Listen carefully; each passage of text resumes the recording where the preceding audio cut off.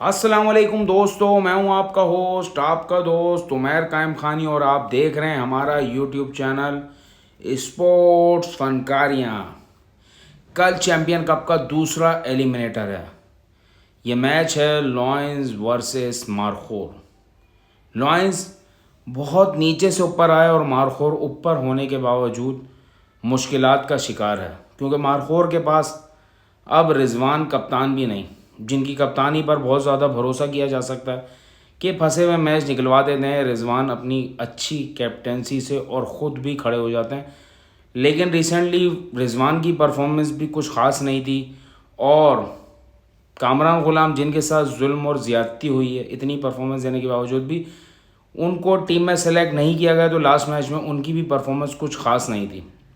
ख़ास क्या थी नहीं। लेकिन कल का मैच बड़ा अहम है। जो भी टीम जीतेगी वो फाइनल खेलेगी पैंथर के साथ।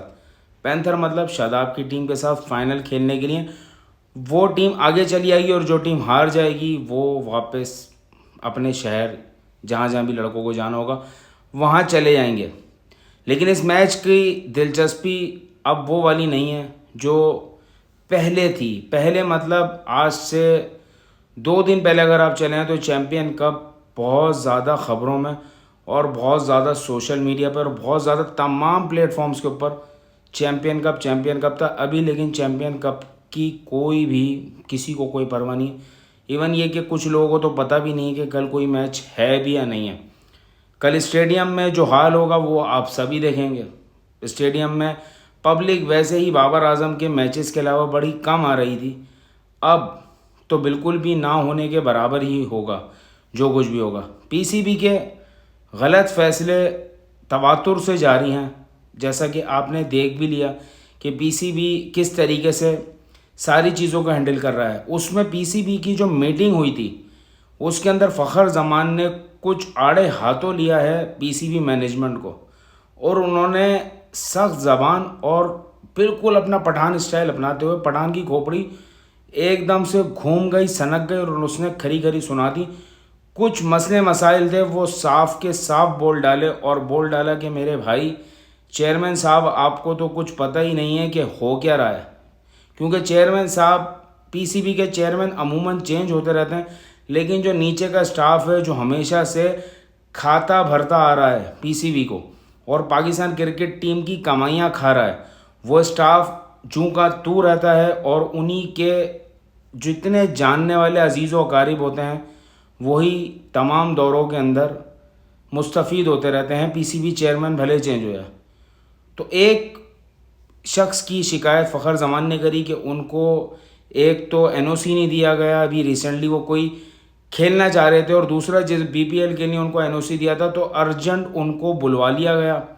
अर्जेंट बुलवाकर फ़ौरन बुलवाया और टेस्ट भी देने का बोला, जिस पर फ़खर जमान ने बोला कि मैं इतना थका हुआ हूँ लेकिन उसके बावजूद मुझे टेस्ट के लिए बुलाया जाता है। तो ये सारी चीज़ें पीसीबी चेयरमैन को नहीं पता थी, वो भी शॉक्ड हुए कि ये हो क्या रहा है। और वो जो भाई साहब थे वो मुंह तकते रह गए। पहले तो आए बाएं शाएं इधर उधर की बातें कर रहे थे, लेकिन उसके बाद फ़खर जमान ने जब सख्त रवैया अपनाया तो वो एकदम शॉक्ड होकर चुप हो गए। इस तरीके से ये तमाम हाल अहवाल था फ़खर जमान। इसी तरीके से तमाम खिलाड़ियों को अगर मैनेजमेंट की तरफ से कोई ज़्यादती हो रही है तो वो एक्शन लेना चाहिए। और मैनेजमेंट, मैं आपको बारहा बोलता रहता हूँ कि पाकिस्तान क्रिकेट टीम से ज़्यादा कसूरवार जो है वो मैनेजमेंट है। आज भी अगर आप देख लें तो जो पीसीबी के एडवाइज़र हैं, पीसीबी चेयरमैन के जो एडवाइज़र हैं, पीसीबी चेयरमैन खुद भी इसके बहुत जिम्मेदार हैं। वो कोई नन्हे काके नहीं हैं या बच्चे नहीं हैं दूध पीते कि उनको कुछ पता नहीं है। अगर उनसे चीज़ें मैनेज नहीं हो रही हैं और उनसे अगर कोई चीज़ हैंडल नहीं हो रही है तो मेरे भाई जान छोड़ो, आपने 2-2 सीटें रखी हुई हैं, वैसी आपसे मैनेज नहीं हो रहा। आप जो ये, इसको मैं कुछ और ज़बान में बोल देता लेकिन मैं बोलना नहीं चाह रहा, जो आप उल्टे सीधे फैसले कर रहे हैं ये, इससे नुकसान हो रहा है। अभी जो रिसेंटली आपने टीम सेलेक्ट करी है, 15 रुकनी स्क्वाड जो ऐलान किया, उससे भी तकरीबन मुझ जैसे लोग, तो मैं तो खैर छोटा आदमी, लेकिन जो बाकी जो क्रिकेट की बहुत समझबूझ रखते हैं और बहुत दूर अंदेश हैं और जो क्रिकेट को बेहतर बहुत ज़्यादा समझते हैं, उनकी भी समझ से बालत आ रही है स्क्वाड के कि भाई ये लड़के किस बलबूते पर और किस वजह से सेलेक्ट किए गए हैं। लेकिन पीसीबी चेयरमैन और तमाम लोगों को बोल कौन सकता है, बोलने की हिम्मत फ़खर जमान ने करी, उसके लिए वेल डन फ़खर जमान। तो बाकी भी चीज़ें इसी तरीके से चलती आ रही हैं। जिस तरह चैम्पियन कप को एकदम इतना ब्रांड बनाकर इतना सब कुछ करके पेश किया गया, जब वो बहुत ज़्यादा अवामी पॉपुलैरिटी उसको मिल गई थी, सब कुछ हो गया था, तो मेरे भाई 4-5 दिन में कुछ भी नहीं जा रहा था। और काफ़ी 2 टीमें तो भारी हो जानी थी उसमें, जैसे कल बाबर की टीम बाहर हो गई या कल शाहीन की टीम बाहर हो जाती, अगर कुछ नहीं होता तो खिलाड़ियों को वैसे ही रेस्ट मिलता। लेकिन पीसीबी ने अपनी वही अक्ल से बालातर मैनेजमेंट दिखाते हुए चैंपियन कप के अंदर से सुपर स्टार्स को निकाल लिया गया, हमारे स्टार खिलाड़ियों को निकाल लिया गया, जिसकी वजह से चैंपियन कप में काफ़ी एकदम डाउनफॉल आया। और एकदम जिस तरीके से चैंपियन कप की पॉपुलैरिटी कम हो गई, चैंपियन कप में लोगों की दिलचस्पी कम हो गई, तो पीसीबी खुद ही इस चीज़ का जिम्मेदार है, बाकी तो कोई भी जिम्मेदार नहीं। बहुत सारे लोगों ने जब चैंपियन कप शुरू हो रहा था तो उसको गिराने की, उसको कमज़ोर करने की, उसको धोखा कप कहकर, और उसको बहुत सारे लोगों ने, यूट्यूबर्स ने, कि कुछ भी नहीं होगा कोशिश करी। लेकिन अवामी जो रवैया था उसने साबित किया कि भाई आवाम चाहती है कि इस तरीके के कप हों, और आवाम ने अपनी दिलचस्पी जाहिर करी। और आवाम की दिलचस्पी का सबूत इस बात से है कि चैंपियन कप सिर्फ स्टेडियम तक महदूद नहीं था, बल्कि ओवरऑल अगर आप इसकी स्ट्रीमिंग भी देखें और इसकी अगर आप वॉचिंग भी देखें तो ये ठीक ठाक तरीके से पॉपुलर कप था। मेरे हिसाब से इस तरीके के टूर्नामेंट होने चाहिए, लेकिन इस तरीके की हरकतें नहीं होनी चाहिए। फिर बात कर लेते हैं एक अक्लमंद इंसान की, जो टीवी पर जिन्होंने एक एंकर ने को इंटरव्यू दिया, हशमतुल्लाह ने, अफगानिस्तान के कैप्टन है।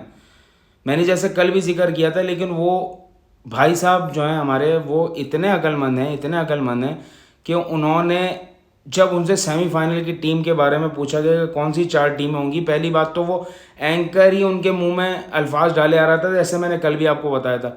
लेकिन वो भाई खुद भी अकल से इतने पैदल थे कि वो एक ही ग्रुप से 3 टीमें सेमीफाइनल में पहुंचा दी उन्होंने। तो ये तो बुग़्ज़ पाकिस्तान में इन लोगों का हाल है, कि बुग़्ज़ पाकिस्तान में इन लोगों का जो ये हाल है उसकी वजह यह है कि एक ही ग्रुप से 3 टीमें सेलेक्ट कर दी। आपने आप सोच नहीं रहे अकल है या नहीं है भाई। मतलब बुग़्ज़ पाकिस्तान रखो, इतना भी नहीं रखो कि उसमें इतना गिर जाओ कि तुम्हें यही ना पता हो कि भाई एक ही ग्रुप से 3 टीमें नहीं जा सकती।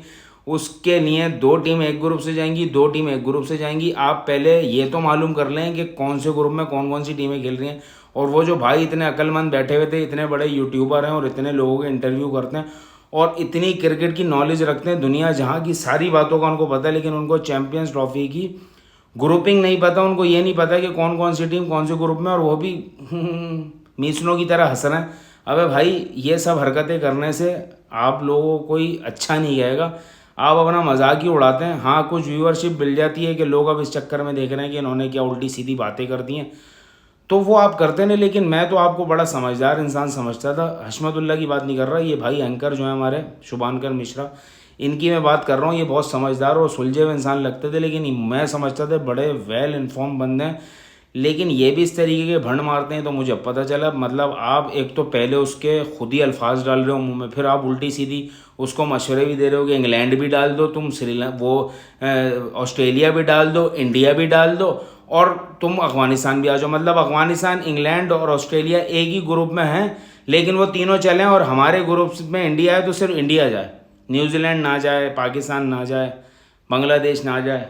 तो ये तो आपका यार दोगलेपन का मैयार है। अब इसके अलावा आपको हम क्या बोल सकते हैं भाई। नफ़रत रखें आप, ज़रूर रखें, चलें भाई, आपका हक है, आप हमसे नफ़रत करते हैं।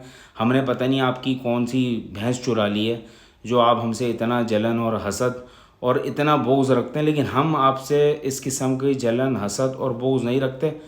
हम तो आपसे फिर भी मोहब्बत करते हैं। हम बोलते हैं यार हमारे पड़ोसी हैं, दोनों ही, अफ़गानिस्तान भी और इंडियन भी, दोनों हमारे पड़ोसी हैं। और हम जब भी आप किसी और से मुकाबला होता है तो हम आपको सपोर्ट करते हैं। आप मेरे पिछले प्रोग्राम पे उठाकर देख लें तो मेरी बड़ी सपोर्ट रही है अफ़गानिस्तान के साथ भी, और लास्ट टाइम इंडिया जब फाइनल में पहुंचा तब भी। लेकिन उसके बावजूद मैं ये समझता हूँ कि अवामी तौर पर मोहब्बतें फैलाएं। कल भी मैंने बोला था, इस तरीके की बुग़्ज़ रखना और इस तरीके की नफ़रतें फैलाने से आपको चंद घंटों की व्यूवरशिप तो मिल जाएगी, चंद पैसे तो मिल जाएंगे, लेकिन आपका ज़मीर इस चीज़ के लिए हमेशा मलाल करता रहेगा कि आप बिला वजह कौमों को लड़वा कर फसाद बर्पा करते हैं। फ़िलहाल के लिए इतना ही, और मेरे प्रोग्राम को लाइक करें, सब्सक्राइब करें, और मुझे दुआओं में खास याद रखें। फ़िलहाल के लिए इतना इजाज़त दीजिएगा। अल्लाह हाफ़िज़।